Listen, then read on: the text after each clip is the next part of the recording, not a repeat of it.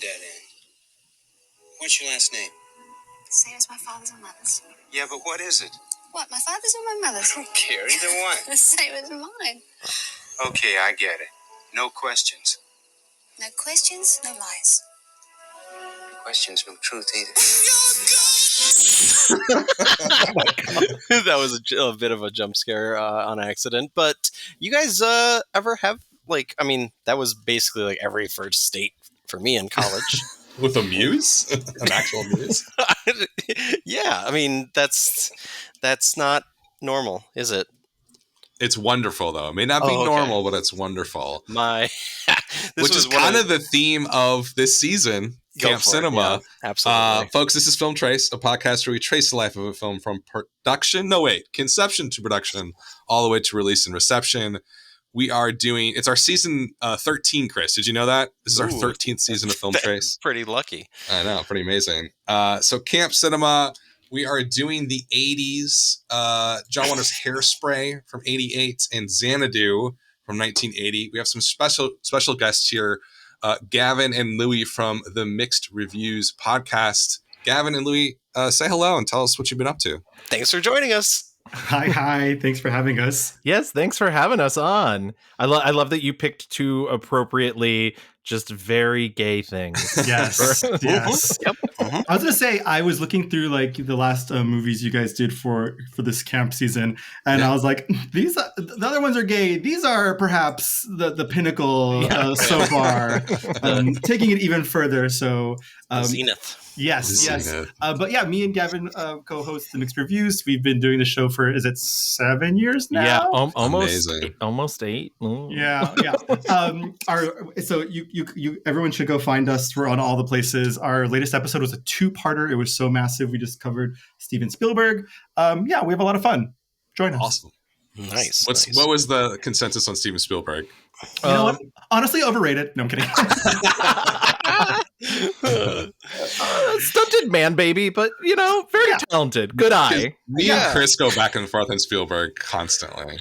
So I can see both sides of that coin. Oh yeah, I mean, there's a reason that he is considered who he is, but it is definitely one of those things where, like, we talked on the episode about, auteur theory is kind of out the window now because film is such a collaborative effort. Yeah, of course. But like his films are very much like, I have mommy and daddy issues, all of them. Yeah. So being the peak of that, probably. Oh my gosh! All right, so how do we dive into this, Chris? Hairspray first. Yeah, I'm curious, Dan, because we texted just a little bit, not too much, and you revealed that essentially this is one of the few movies that like you didn't choose to watch as a young person, but you basically just were in the same room every time my sister watched it. Yeah, my sister was a huge film buff, still is, but she really got me into films like early on. And she loved Hairspray. And so I probably saw it a couple of times with her, just like hanging around the house. And I had no idea what was going on. I was like, totally over my head. Didn't get it. I was like, this is kind of like weird. I don't know what's going on. You felt like Tracy and the crew when they accidentally stumble into the Beatniks' house. Exactly. Yeah.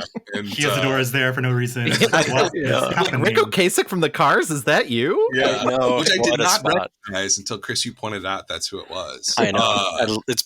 I love that.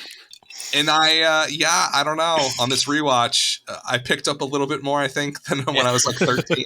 When you were 13 and white and straight, and yes, exactly. Now you're 40 and white and straight. Things change. How things change. And yet, Gavin and Louie, I'm curious because we were looking specifically for people that had seemingly like gone around John Waters' filmography and had some kind of key knowledge of, it seems like, not just Waters as, I'm just going to use the word that you decried, but an auteur in his own right, especially in kind of this decade of the 80s. But what is both of your histories with Hairspray? How long have you been fans, and was anything different during your rewatches over the years? I'm going to let Louie start this one because I know his history, but Yes. He has the reports. I do. Got those files right in front of me.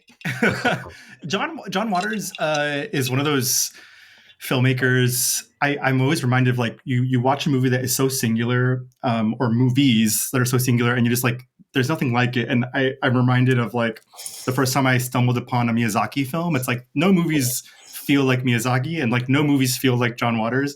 And the first movie I ever saw of his was actually Pecker on VH1. Same. On Yeah. VH1. That's insane. Yeah, because VH1 had their Movies That Rock series, and they showed Pecker for some reason, and also Crybaby. Yeah.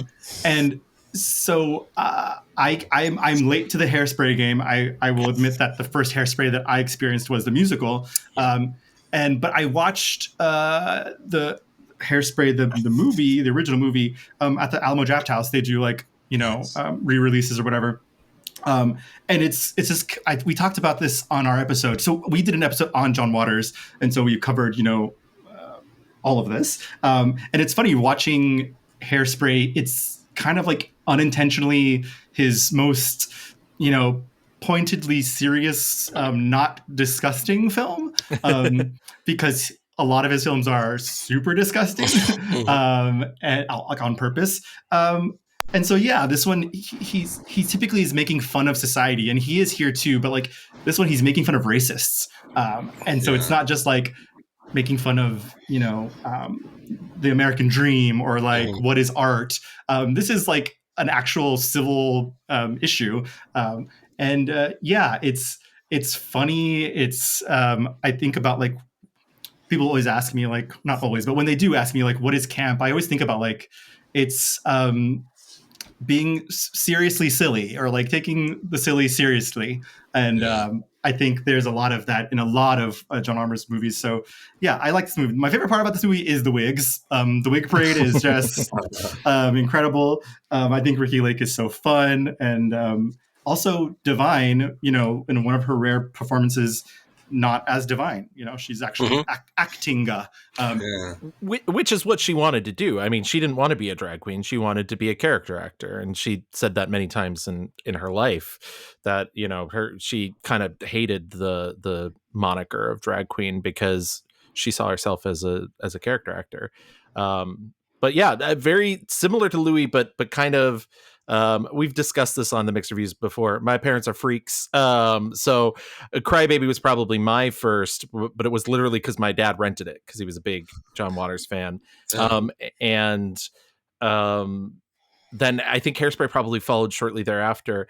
And like Louis said, we've done a John Waters episode, and we got to sort of talk about him. And I was kind of hoping we would get to talk about Xanadu first, because I wanted to bring this up. So what I'm going to do is I'm going to like reverse pin this and just talk a little bit about intentionality. I think the average moviegoer doesn't, when they're watching a movie, they don't think about like specific things happening in a movie as intentional. Like a lot of people are like, why did that happen and whatnot? But like, you have to understand all these things go through so many different people, and somebody had to write it and everything. I mean, I know people know how movies are made, but I just often think of intentionality, and I think John Waters specifically is so intentional in the things he makes. Right. And so, so as Louis was saying, such a singular voice. And, in our episode, we talked about how, like, when he wrote lines in this script, you read them as the lines. You didn't improv. Like, he would be like, no, you're saying it wrong. And I think that Hairspray is such a singular vision. And as Louis said, it's sort of his most serious piece, even though it's still very silly and very campy. But it like really comes from John Waters' childhood in Baltimore and what he saw growing up. And he really wanted to tell the story. It's really cool because it comes from an era of John Waters in which he was like working within the studio system. He made like 4 or 5 movies with New Line. And so I don't know. I also think Hairspray is like really just a very special piece of film. But yeah. Nice. Yeah, I also kind of was thrown for a loop because I saw it also from an older sibling. It was my older brother, and he very much kind of presented it to me when I was younger as like you're going to watch this now, and then you're going to watch something called Pink Flamingos in like 10 years. Oh, and God. we'll talk about it. And I mean, he was right. Like, Is your brother a member of the family? I'm just asking. He was one of those like kind of members of both families. He dabbles. He dabbles. Yeah. But so I took some film classes in college, and then all of a sudden there was this kind of like series of clips about everything from pre-code. Basically, like we watched Celluloid Closet, and then also watched some clips of John Waters films, including both Hairspray and Pink Flamingos. Anyways, just fast forward, and then all of a sudden I'm watching the remake with the musical adaptation from the stage show, and I'm finally kind of like coming full circle and remembering, because by then I had seen Pecker, I had seen Serial Mom, all the other bigger John Waters films, including Pink Flamingos, and it just kind of hit me like, oh, that makes it all makes sense now why this was like the entry point that my brother thought was like appropriate for a 12-year-old.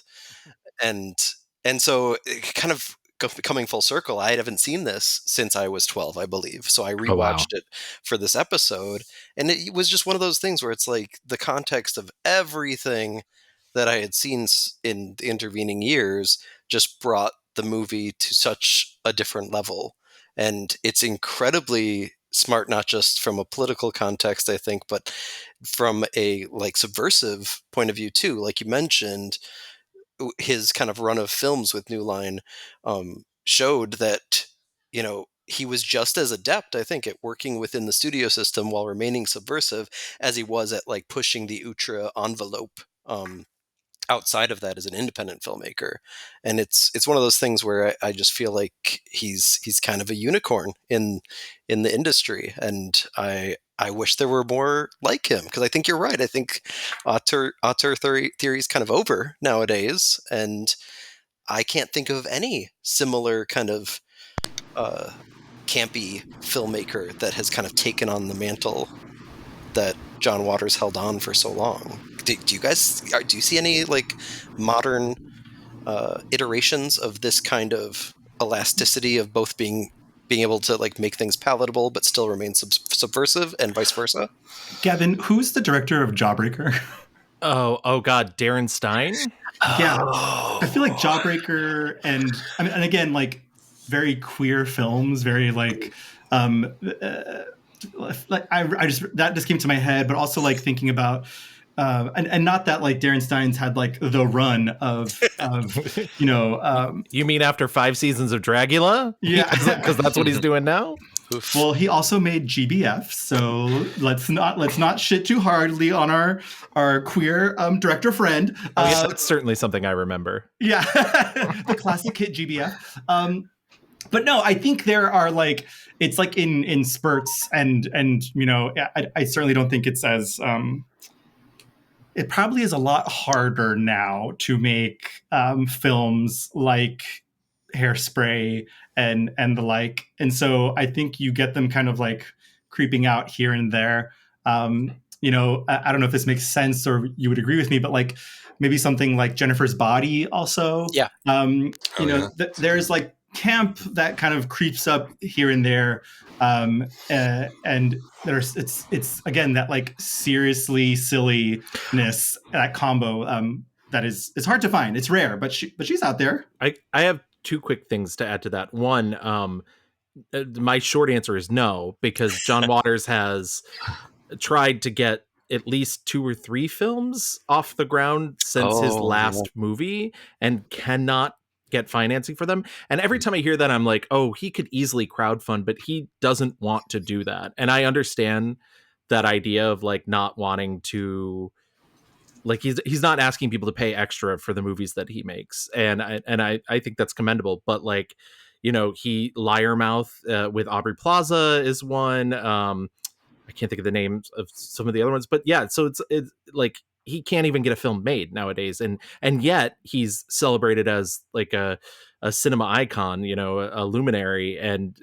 I think that's really embarrassing. The name that comes to my brain when I think of that sort of thing is a person that doesn't even work within the Hollywood system, which is, and I'm going to butcher this name because I never took French, I took Spanish instead, but Quentin Dupieux or Oh, Dupieux, sure. Yeah. and he's a French filmmaker. He did Rubber and Deerskin, and he has a film coming out this year called Dali with like 6 A's in it, and it's about a documentarian who's trying to interview Salvador Dali for a documentary that he wants to make and keeps failing at it, and 5 different people play Salvador Dali in it, and I think of his work, which has that sort of grungy, like lower, not lower, but like a very like crunchy style of filmmaking, I guess is the sort of way. And yet, like, I really like his movies because they're subversive and they're so far from the mainstream, and he's often what I'm like, oh, I guess like he's doing something very different, and especially because to my knowledge, he is a straight person, like he's working in a very different lane than John Waters. But I like that there's still people out there who are willing to like push the boundaries of things. It's funny, his latest film, even beyond that, just played Cannes today, and people were like, the audiences didn't like it, they only gave him a 3.5-minute standing ovation. And it's like, okay, well, relax. Yeah. Also, I just remembered in our episode, we talked about how even though perhaps it's not like the same lane exactly, but like the spirit and style of like Almodovar is very similar, sure. where it's, DIY, it's subversive, right, can be funny. The difference is, and we talked about this in our Almodovar episode, which is Almodovar got rich, and so the subjects of his stories changed, and his style got much more elegant. And once again, I love his films, so I'm not like being too transgressive by saying that, but like his stories are no longer about like the people in Spain that they used to be about. Correct. Yeah, that's very true. What is Dan, I'm curious, because you always seem to know this stuff. How did this happen originally? Let's go back to the conception. How did John Waters, the guy that had, basically filmed an iconic scene with real shit, get New Line Cinema to like not only take on his project and finance it, but also like help it become one of the more kind of iconic independent films of the 1980s? Well, I mean, the one thing that stands out to me is because I don't have like a huge knowledge of his early films. Like I've never seen Pink Flamingos. Well, Desperate Living. Treat yourself, Dan. Treat yourself. Completely lost on me. But it sounds like, I mean, obviously Polyester in 81 was his like, foot in the door. And then with Hairspray, I mean, he deliberately wrote a script. I think it was called White Lipstick originally.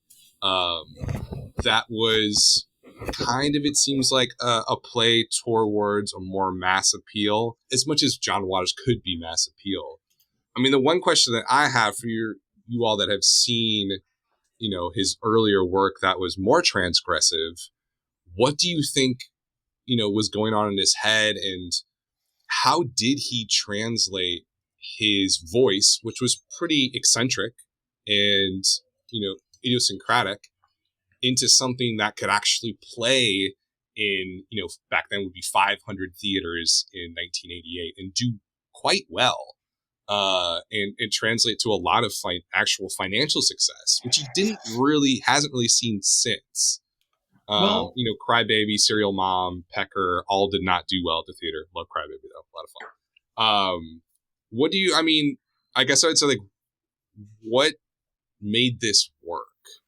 I mean, because Pink Flamingos, that's not going to play in 500 theaters and make, $12 million. I'm proud of you, Dan, for not saying that didn't play in Omaha like you usually do. Or San Antonio is my other go-to.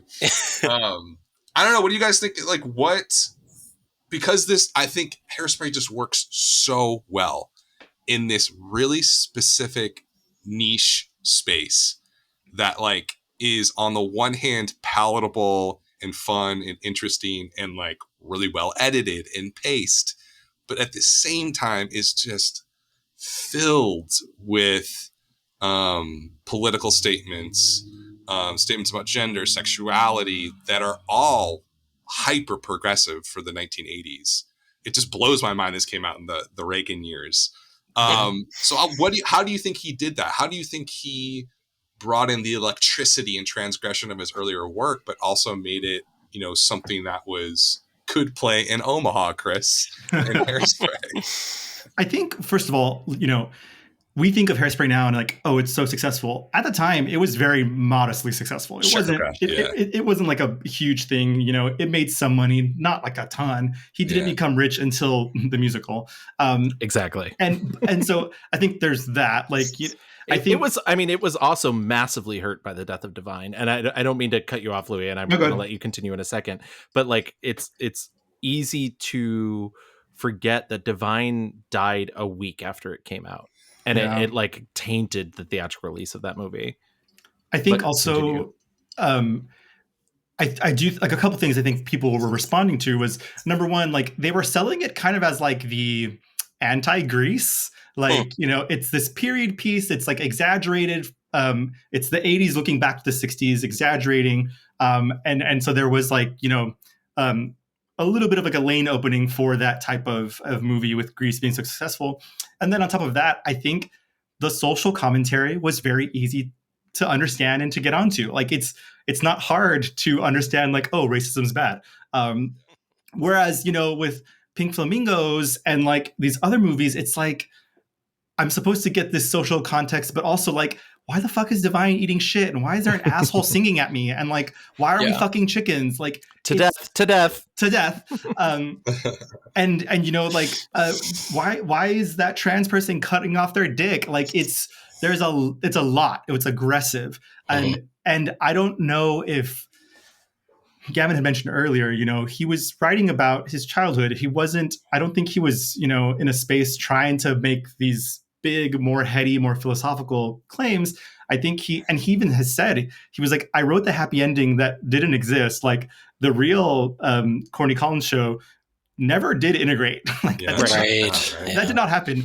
And so, I think it's a lot easier and probably why it was able to be translated to the stage so well, because it's a very simple, easy to swallow concept. Like I think we all understand the idea of like wanting to dance on TV and like be with like famous people and like the music that we love and obviously feeling like an outsider. I think the idea of, Tracy being a fat girl and wanting to be a part of something is really easy to kind of latch onto. So I think it's just, even though there is a lot of subversiveness and also like there is a lot of edge in this movie. Let us not forget, she goes to special ed because of her hair, and there's a lot of hard R word. Yes, bandied about throughout the film. Go ahead, Gavin. No, I just also want to say that I think it's also easy to forget that like John Waters came from a pretty affluent background. Like even though the Baltimore that he grew up with and the Baltimore he remembers is much more mixed and much seedier. He was like a white, well-to-do kid from the suburbs, but he knew he was different, and he knew his friend Divine, who was a child who literally lived across the street, was also different.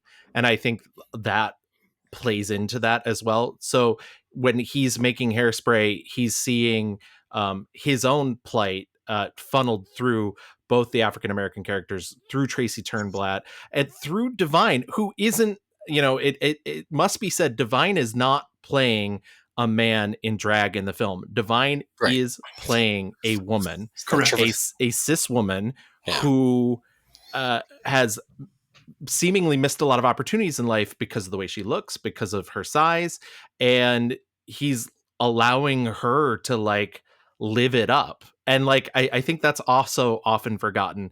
It's truly a movie about the underdogs. Every person, the closest you get to like the sort of like outsider perspective who's not an underdog but understands their plight is, I guess, Link. Yeah. Link is just a attractive guy who just happens to be into the scene. but yeah, so I think that sort of can't be lost too. And I just think that like he knew his audience at that point too, because he's said a lot, like he didn't have to change a lot of Hairspray. There were a couple things he was told he couldn't do, and he coalesced on them, but for the most part was like, yeah, this was my vision. And I think that's also like a very amazing thing to say, because I never again would he go so mainstream. I mean, even Crybaby and Serial Mom are very much not mainstream movies, even though they are made within the mainstream system. And this is as close as he gets to that line. Yeah, I don't know. Hairspray is really amazing because it there's lots of it that shouldn't work, and almost all of it does, in my opinion. Right. But you know, when you watch the musical, you can see like what's removed, Yeah. and you don't miss, you know. I think one of my favorite John Waters quotes was about the fact that like he's like, I don't like people who want to tell you how weird they are, because often they're not, you know, they're just annoying. He's like I love Mink Stole because even though she's into hard drugs, she just wants to go home at night and read a book. and that's, I think that's, you know, what he thinks of, and so yeah, hopefully all of that makes sense. But I do think what's funny about Hairspray is that like he's putting a lot of himself into all of the characters, and yet it's still like kind of the least weird of most of his work. The other thing that kind of stood out to me, especially having seen the musical a few times before rewatching the original for the show, was obviously just like the third act in general, but specifically like the depiction of civil disobedience in the 88 version. And I think that kind of points to another factor that you were kind of mentioning, where it's like he grew up in this very kind of seedy, but also very kind of like warm and loving and diverse Baltimore neighborhood.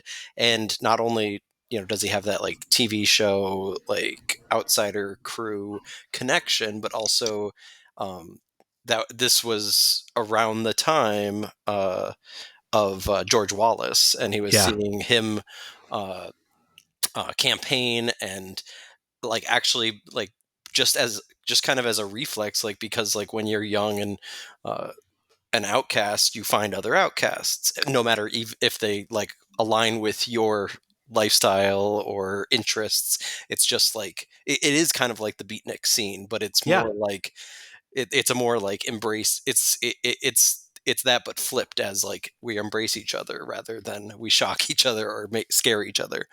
And I think that personal aspect of it, of like him kind of seeing that connection between the civil disobedience that he had already like kind of established himself as in a voice of the art form of cinema, versus that very outward political act. It almost seemed like he was very carefully calibrating, whether conscious or not, and maybe both, like if I want like this message to get across, I have to both like bring my own personal story to it, as well as like make sure that it caters to a certain kind of wide, broad demographic. And he's got a quote in this rap interview he did for the 35th anniversary of the film, where he says it's just like such a simple concept, but it rings so true and rings so genuine when it comes to Waters in this film. He says, you want people to agree with you, make them laugh, then they'll listen. And I think that for like how like sentimental and trickly like so much of like message cinema can get sometimes, I think that it really is that simple. Like I think that's why they were able to get away with some of this kind of more radical thinking. And while it was, yes, just a modest hit at the time, then like, I mean, history's proved him right to the point where it became a smash Broadway and again cinematic musical.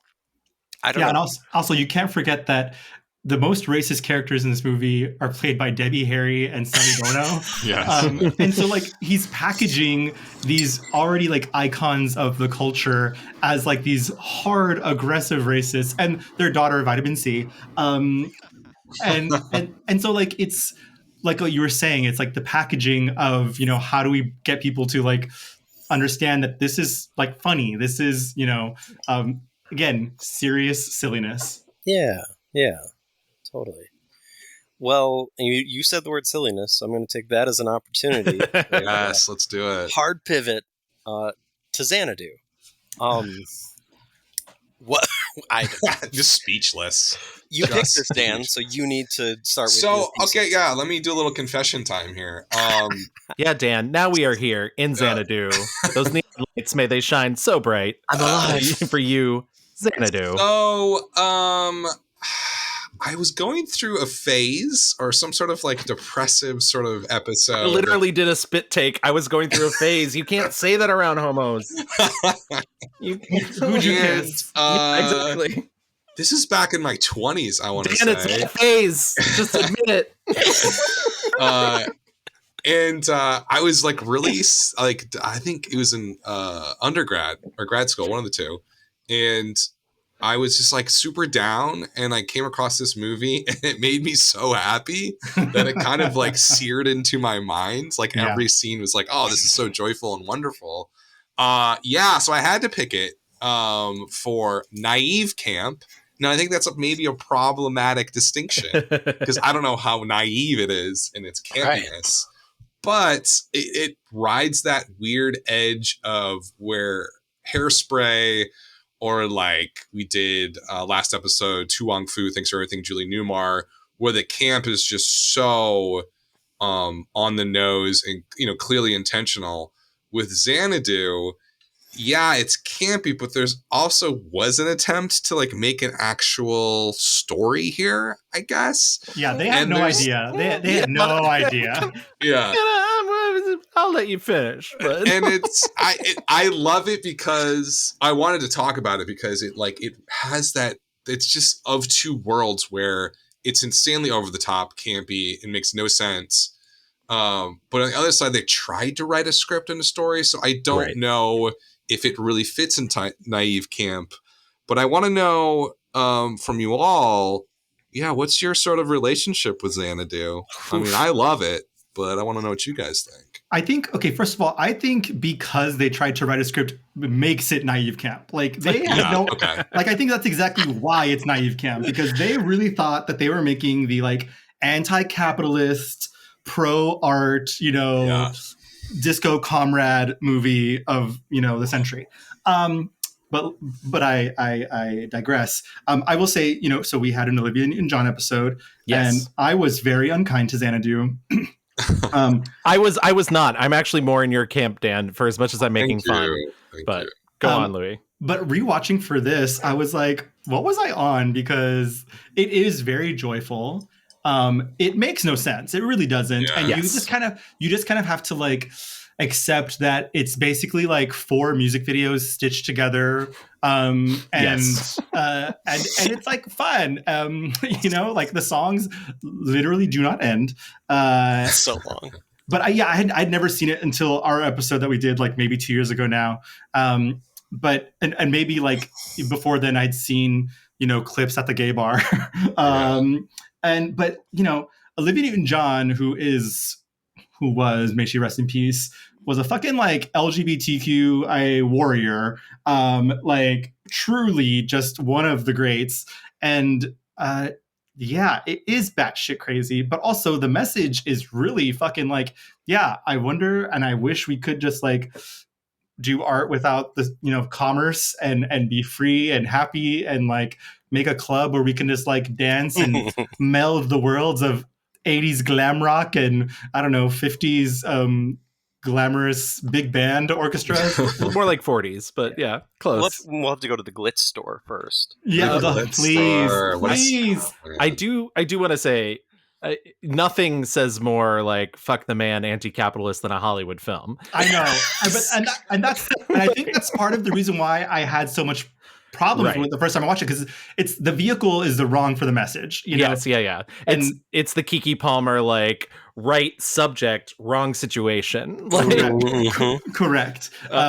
Go ahead, Gavin. No, I just want to say like I do also really love Xanadu. I do. The more I watch it, the more I am like sure it's a bad movie. But I am well aware. We didn't discuss this at top, but my trade is editing. I am an editor. I edit TV and commercials, and I just want to pull that pin I was talking about intentionality. Yes. And I think the more I watch Xanadu, the more I realize that there's a kind of a lack of intentionality in a lot of things. And I think in our Olivia Newton-John episode, I specifically went after the clothes shopping montage scene all over the world, which is actually part of the movie that I do hate, because it is like it is the most unintentional. Like you watch that and there's like it's all just transitions, and it's it just feels like they shot just so much and didn't know what to do with it, and just cobbled it together. I mean, nothing is worse than there's a part where there's like people skating in front of these mannequins, and 3 women appear in front of the mannequins, never to be seen again for no reason at all. And it's like, what? Like, why? What? Like, what is your thought process here? And there's unfortunately so much of the movie that is exactly like that. But I do agree, because it is a lot of fun. I really love Olivia Newton-John's performance in it. Actually, I think she like really captures that naivete, if you will. And I think, Gene Kelly, yeah, as such a fan of old Hollywood musicals, and the fact that this like kind of functions as a sequel to a Gene Kelly movie, I guess, because he's playing the same character that he played in it's not Calendar Girl, it's one of them, but that I've seen too, nonetheless. Yeah, like this, especially the scene where they dance together, like it just, like I was watching that, I was like, oh, I love that. I also used to dance, so they're like all that stuff is like very deeply ingrained in me. But that lead guy is maybe one of the worst actors I've ever seen in my entire life. Oh, Michael Beck from Warriors. Yeah, and the funny thing is he's not that bad in Warriors, right? No, like Warriors, yeah. Fun other link between the Warriors and Xanadu is the costume designer, Bobby Mannix. She did some interviews for the 30th anniversary of Xanadu in 2020, or 40th anniversary. I'm not a math teacher, sorry. Suddenly the baseball Furies make total sense to me. In the Warriors. Yeah, right. Yes. Because she was definitely not like a costume designer for musicals or for stage shows or anything of this nature, and she went right back into kind of the grungy crime films. She did do also the costumes for Dirty Dancing, but once again, pretty like, yes, campy, but very like non-ostentatious compared to something like Xanadu. And it kind of felt like, she says, of course, she had like the reference points for Busby Berkeley and like old Hollywood musicals in the Golden Age and et cetera, but that it was actually the choreographer Kenny Ortega that kind of took the lead on imagining the visuals, and to bring things kind of full circle, he became kind of this Disney musical guy, right? Like Kenny Ortega is known for High School Musical, Descendant, all 3 of them. Yeah. And so like to have that kind of like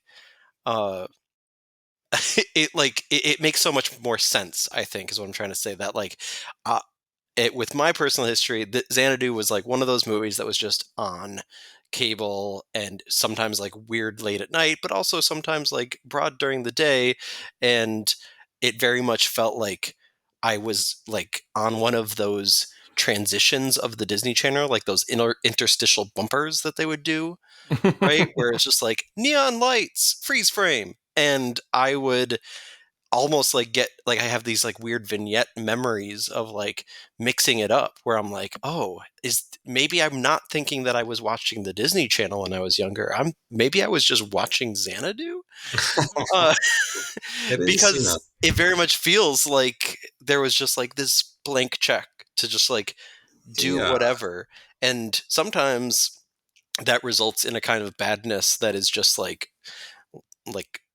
amorphous and ugly. But in this case, the thing that sticks with me is like, it almost, have we come full circle? It almost seems like some of these like neon green screen early compositing effects feel like it almost feels like Oh, interesting. Oh yeah. like stylish in a purposefully tacky way, which I think is why perhaps that intentionality question comes into play. I'm a high school teacher, I teach English, and so like I'm seeing the trends come and go with teenage fashion, and You're saying the kids are dressing like Xanadu? I'm saying so. that like the fashion has gotten to a point where I feel like if somebody came dressed as the Muse, like they could easily start this trend. I'm saying it's not there yet, but I'm predicting. All your students Put are it like down. roller skating around. Oh my gosh. I did have one more example of that lack of intentionality, by the way. The animated sequence in the movie, I mean, we talked about this in our Louie and John episode. It's Don Bluth. Don Bluth, but it's there because the movie was short.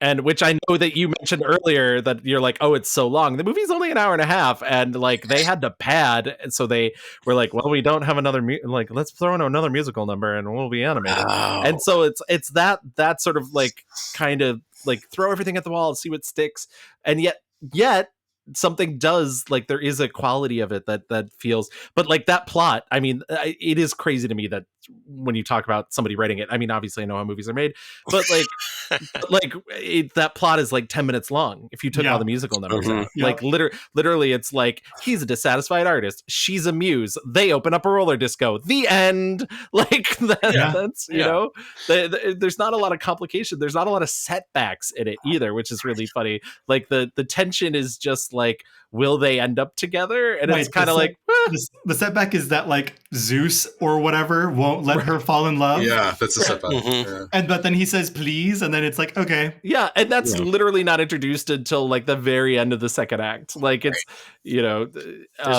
there's also like a required human mortality course that apparently the Muse took, but Zeus forgot about. I don't know. Feelings, that's what I think she was experiencing, right? It's crazy how much world building they did in like behind the scenes of Xanadu. Yeah.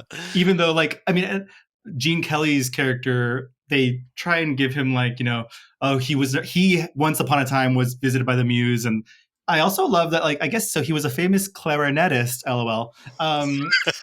And became like rich beyond all measure and has this mansion is gonna like make this club, and they're toasting champagne after every week of like building this club. That seems a little bit, because also he like just plays his clarinet out on the beach on the rocks. Like, what is this man doing? Right. And I do love that his introduction between Michael Beck's character Sonny Malone, which by the way is the most mobster-ish name for some reason, is like Sonny Malone sees him on a rock and is like, what are you doing there? It's like, he's playing a clarinet, leave that man alone. Like, I didn't go ahead, Chris. No, go Dan. I was gonna say, like, I did not realize that Xanadu, along with Can't Stop the Music, inspired the Razzie Awards. Yeah, sort of unfairly. I had no idea. And then it went on to lose the first Razzie Awards, at least. Well, Robert Greenwald won Worst Director, but it did not win Worst Picture. Was that unfair? Do we feel like the 1980 was just a little bit too rough on this movie? Well, first of all, the Razzies suck. I mean, there's just no place for them in the world anymore, and they've outlived. But are like, they still around? They're still around, aren't they? Oh yeah, they are. Like, remember when they nominated Quavenzine Wallace? Like, that's just like, mean. What? Yeah, like, what are they doing? Yeah, I mean, it's one of those things where it's like, yeah, this movie's not great, but this movie is fun. And so I can't imagine like sitting in a theater, like you just have to be, sorry, Dan and Chris, you just have to be the straightest person in the world to be like in a theater and be like, this makes me miserable. Olivia Newton-John with the best hair she's ever had on film, especially during that last number, which I also think is a wig. So good on them.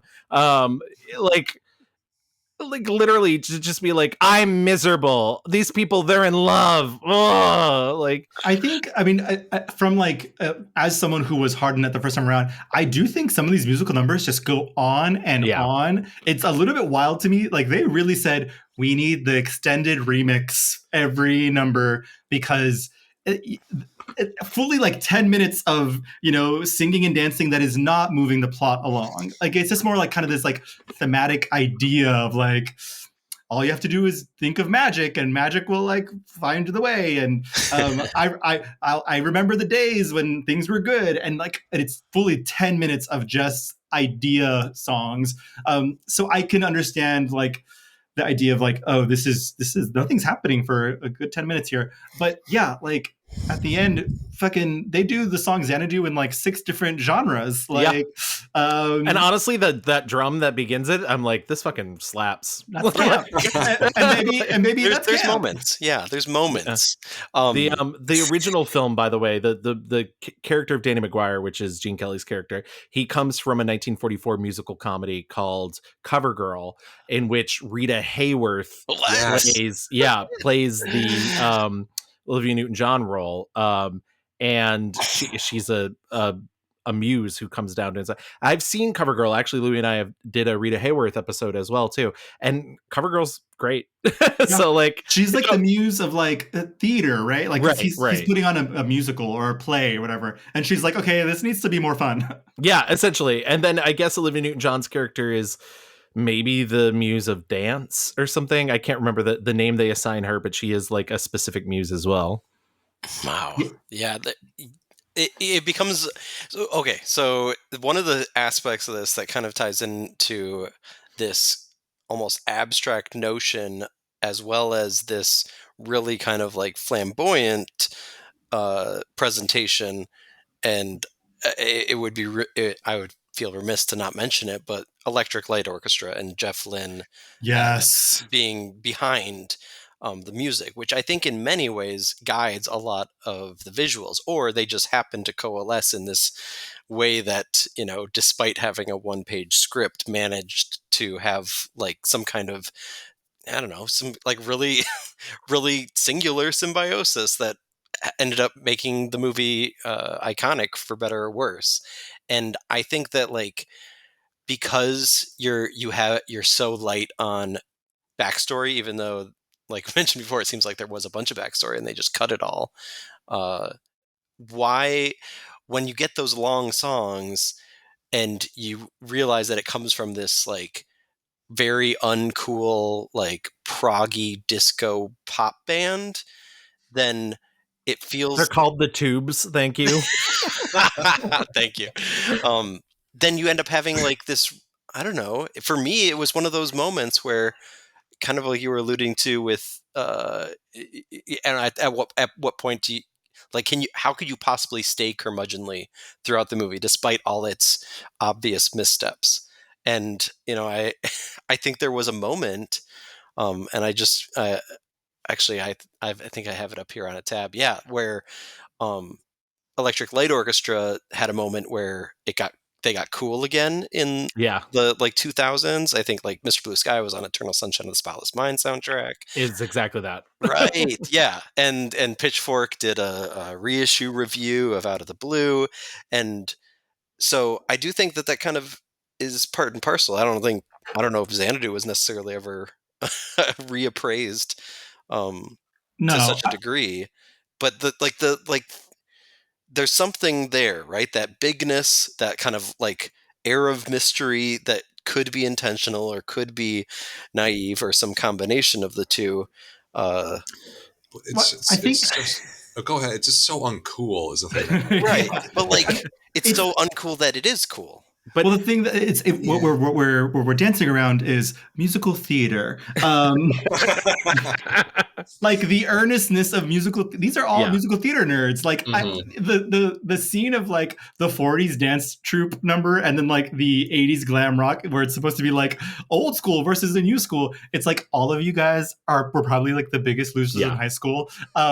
It's the closest the movie gets to being The Apple, which is another like famously bad movie musical. But Anyways, No. sorry, continue. Well, also, like, just think about it. Grease was 2 years before this. Right. So I cannot believe we've talked about Grease both times in both these movies. LOL. But Olivia Newton-John was, like, at her most powerful. Like, she was, on the charts as a recording artist. She was, like, a huge movie star. So she could literally do anything. And so, yeah, also, like, outside of movies, like, there was, the death of disco was happening. And so there was this intense backlash to this Black queer music happening. And so unfortunately, Xanadu came out like just at the wrong fucking time. Right. Because but that's Hollywood, right? That's Yeah. Hollywood trying to be like, these things are popular. Kids love this, and it's too late. Always. Yeah, it came out too late because the disco fad was on its way out. And they knew it because they included that like rock section. But even that rock section is very gay and very, like very just glamorous and very over the top. And there's this sense of like, it's inauthentic. The authenticity isn't there because it's all spectacle. And like, I don't think anyone would argue that it isn't spectacle because the plot is so thin. What we're left with are these incredible set pieces that go on forever. The dancing is insane. The costumes are nuts. The colors are everywhere. And so, yeah, I think people were easy to dismiss it as just like homo nonsense, which, even if it is, there's value there. Absolutely. I do want to give myself just a real quick correction, by the way. So Danny McGuire is from CoverGirl. However, Xanadu is based off another Rita Hayworth movie, Down to Earth, in which Rita Hayworth essentially plays the Olivia Newton-John role. I just don't want anybody yelling at you on my behalf. YouTube comments. So many Rita Hayworths, one Gene Kelly. What about Gene Kelly in this? I mean, like, I love it. It's amazing that he got him. He was 68, I think. Yeah. When he made this on roller skates, just living the best life. It's funny because I love, once again, I'll bring it up again, the dance scene between him and Olivia Newton-John, like, fully has my heart. I love the way she looks at him during it too, like almost like she can't believe she's getting a chance to dance with Gene Kelly. And whenever I see that, I'm always just like, wow, I can't believe he still moves like that. And then you get to the end and he's on fucking roller skates and I'm like, holy shit, like what? Like, oh my God. And loving it too. It's so good at it. Yeah. It's amazing.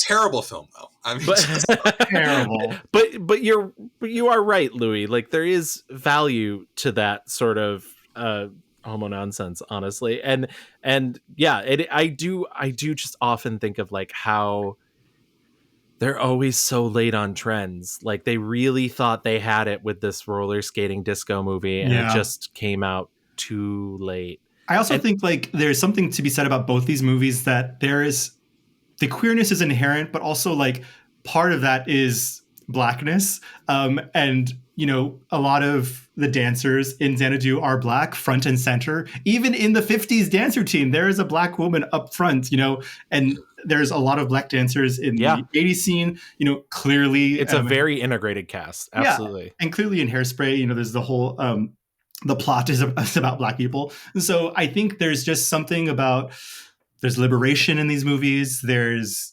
queerness in these movies. And that's kind of part of being camp, right? Because you don't care what people are going to say. You're just going to bring that musical theater energy and like shoot for the fucking moon, right? Like be big, be over the top. And sometimes it's cringe. And then other times it's just like, wow, ELO, I'm alive.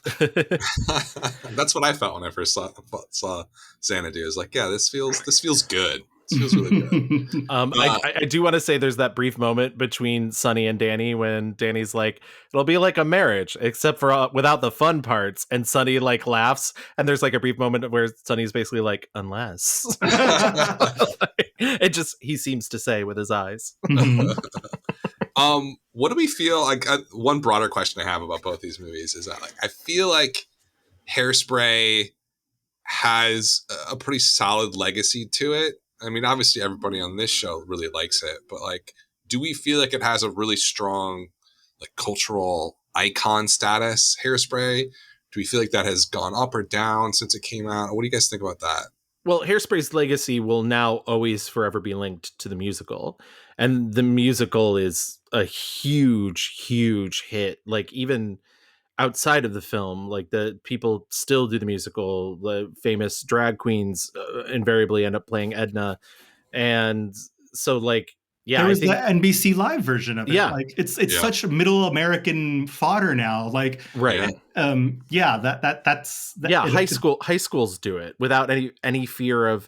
I went and saw my niece's high school production of Something Rotten, which is not Hairspray, but there's a drag character in that, and there was a high school student in drag, and I was just like, well, that never would have happened when I was a teen. So I guess we are coming kind of far. And also But- like intentionally having a lead character who is fat. You know, yes, Yeah. absolutely. that's you know, there's a great tradition of all productions of Hairspray. It's an unknown actress, you know, and obviously the character is fat. That's part of the whole thing. And yeah, there's, I don't know of any other show that is like that explicit about who, for a character to be not just like not regular, but like a skinny person. So yeah, I think it's, I don't know how much more big that movie or that the whole experience of Hairspray can be or can get. Yeah, I think the cultural cachet is unmeasurable for Hairspray, and like obviously, like I said, you know, and like Louie said, it has a lot to do with the musical, but like none of that happens without the John Waters film. Of course, yeah. What about Xanadu? How do you feel like Xanadu? Do we? I bring this up because I'm like, God, this would be a great kind of midnight movie to play. It must be played somewhere as a midnight movie. Well, I first saw Xanadu just because I never answered this up front, because me and a bunch of friends in high school decided that we were all in the drama club, so we were going to have a bad movie musical night, and we rented Xanadu, a film I can't remember that was in the middle, and From Justin to Kelly, and I like have a weird soft spot for all three now, even though I can't remember the middle one, and that like. I do think it makes for a really good midnight movie, that sort of, but at the same time, because it does kind of lack a sort of coherence, and because those musical numbers last so long, I think it wouldn't be as fun as most traditional midnight movies have a tendency to be. It's no Rocky Horror, right? Exactly. Yeah. I will also say, I mean, there was a Xanadu musical. Yes. Around the time that I Yes. first moved to New York, and I missed it. Yeah, and you know, it was nominated for all the things, but like, you know, clearly has not had the impact that Hairspray has. And probably because the subject matter isn't as, you know, appealing. You know, there's not really like this idea of like a goddess coming down and or a muse coming down to inspire a bedraggled artist. And then there's just not much there. There's not much to like hold on to. So I do, you know, it's not good or bad, but I think it is relegated to musical Monday nights at gay bars and, you know, Olivia Newton-John, like fans who are obsessed with her. Yeah, I mean, that's the kind of like radical big thinking though, right? Like, I don't want to fucking make my art for commercial purposes. Like that's communism, babe. Like, and listen, I salute, like, great. Yeah, I was gonna say Louie and I are both in creative fields. Like, we've both definitely experienced. I was literally complaining about that last week. I've been working on a TV show, and I'm like, at points, I'm like, it's like I'm basically just a button pusher. Like, nobody wants to hear my ideas, and my boyfriend had to be like, yeah, there's going to be times where that happens. Like, that's being a working artist in a field. And I'm sure you've had the same thing, Louie. Yeah, totally. And so I just think that's, it limits the draw to, you know, potential audiences. And I think when people do watch it, they're mostly just coming away being like, well, that was fucking crazy and weird. And hippies in the 70s or 80s were weird because, it's kind of relegated to like hippie nonsense. Yeah. I think we got to do trivia, Chris, right? To close out the show. Chris checked out. He's like, Did we lose him? Chris is on Xanadu. Is he there? Oh, he might have like disappeared. Like, I'll always cut this out. Chris, hello. Can you hear us? Maybe send a message. Let's see. Hello? Anybody? Oh, There you you Oh are. God, I'm so sorry, guys. No, you're good. You're good. It's okay. We all know the power of mini naps. Like, No, I mean I couldn't hear you, but I did travel to Xanadu real quick. How was was? You and told now us. we are here in Xanadu. Well, because I needed to do some quick research to cap the show off, and Zeus tells me that everybody's a little gay. Is that Yeah. I think so. Yeah. okay? Cool. We haven't, Dan, before we transition to trivia, done our per episode Sontag quote. Sure. Yeah. Kind of in an attempt to tie together the decade. One thing that stood out to me from Notes on Camp was that really helped me kind of understand my own personal experience with both Xanadu and Hairspray, because I didn't really experience either of them in a public setting like a gay bar or a midnight screening. But she says in her 17th note, when the word becomes a noun, when a person or a thing is, quote, a camp, a duplicity is involved. Behind the, quote, straight public sense in which something can be taken, one has found a private, zany experience of the thing. And the two scenes, one from Hairspray, one from Xanadu, that feel kind of emblematic of this duplicity for me is one, as we mentioned pretty quickly, because it's such a standout in Hairspray, is the Beatniks with Rick Ocasek and Pia Zadora. And then for Xanadu, it's the animated sequence. And that kind of experience, the zaniness, I actually was lucky enough in one to share with my wife and to have that kind of like, oh my gosh moment of Rick Ocasek busting his head through the painting. And then with Xanadu, I had it on in the background while I was folding laundry while my kids were still up. And it was one of the rare moments where I'm like, oh, I can watch a Film Trace movie while the kids are still up and not have to worry too much. And then when it cut into this animated sequence, then all of a sudden, you know, their eyes are locked in and they're like, why does this look like The Secret of Nim? And I'm like, oh my God, intertextuality.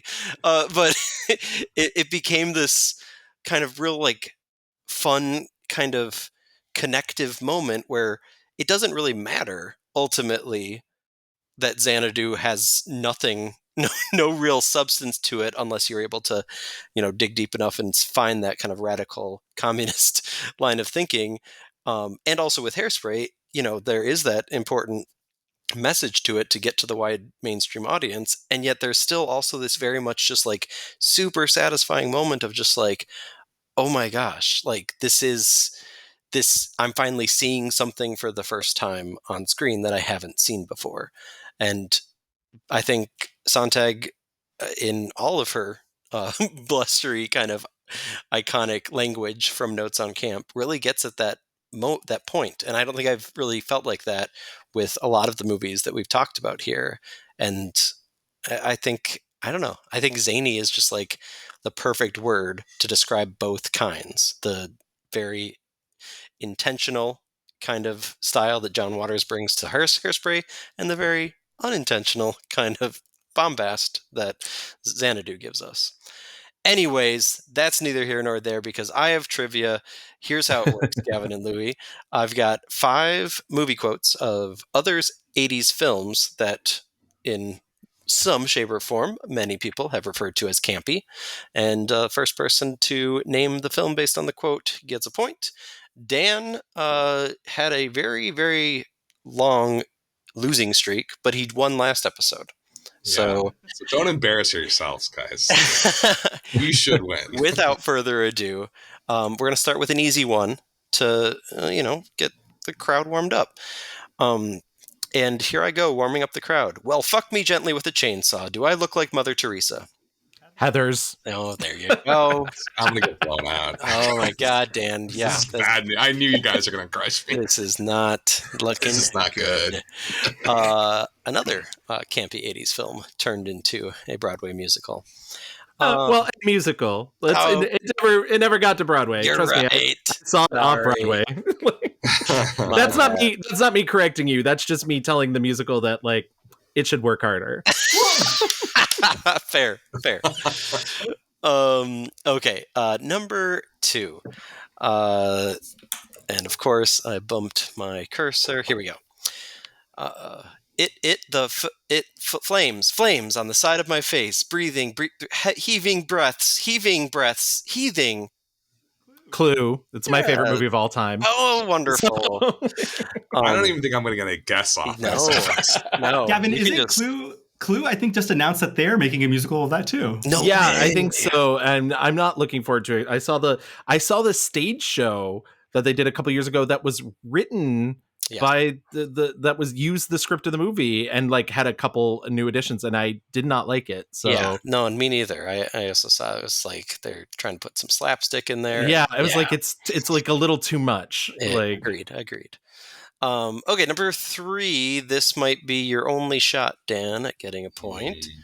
Honey, come on over here, sugar buns. This machine just called me an asshole. This machine just called me an asshole. Sugar buns. This machine. I like that Dan replays the machine aspect of the lines.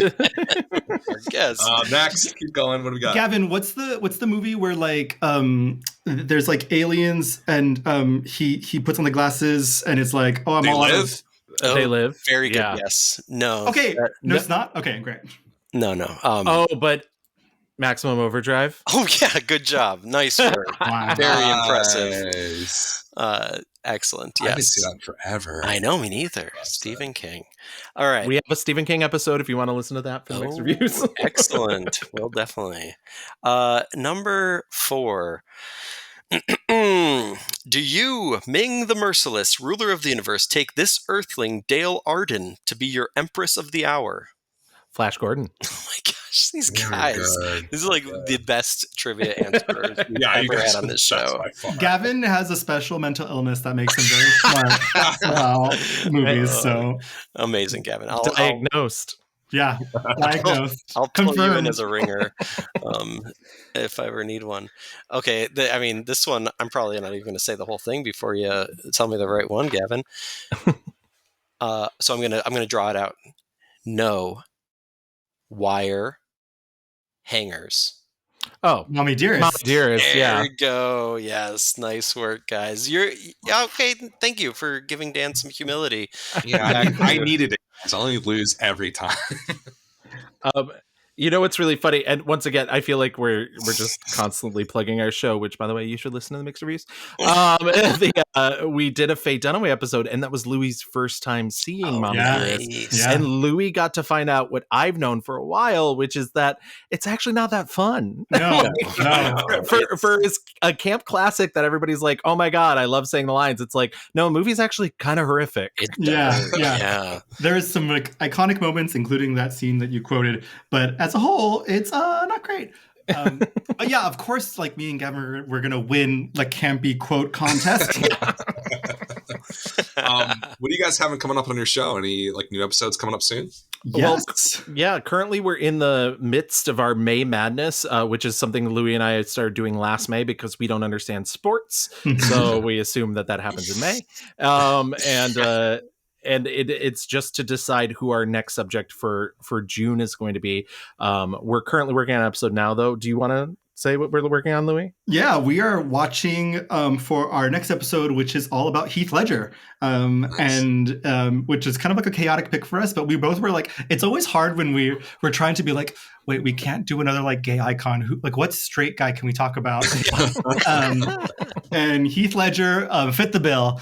So we're watching that. We're also doing like a little extra Patreon stuff where Gavin and I go to movies together and like our raw live recording our thoughts about that. We did Civil War Nice. last time. So yeah, a lot of stuff going on. And it's exciting. Yeah, Awesome. and we're almost up on our 150th episode. And we have something that I came up with that I believe I talked to Louie about that. I think it's going to be a little extra fun. I think it's going to be a good, fun thing it's a blast from our past. Yes. Amazing. We're about to hit our 100th episode. At the end Oh, of this nice. season. Yes. Yeah, so very, very exciting. Milestones. I want to do a quick call out for one of your episodes on the Mixed Reviews podcast, the one that that led me to get in touch with you guys. Back in February, you did a wonderful episode about one of my favorite modern working mainstream actors, James Marsden. Oh, yes. Yes. Speaking James of Marsden. Hairspray. But yeah, I mean, and He was so unproblematic for so long. We did an episode on him, and we just ruined his career. I was gonna say it's too bad, but it doesn't change his smile, does it? No. America's Boy Scout. Absolutely. Right. Gavin, Louie, thank you so much for joining us on Film Trace. We hope that you had a good time. We certainly did. And yes, please go and listen to the Mixed Reviews podcast. And this has been Film Trace.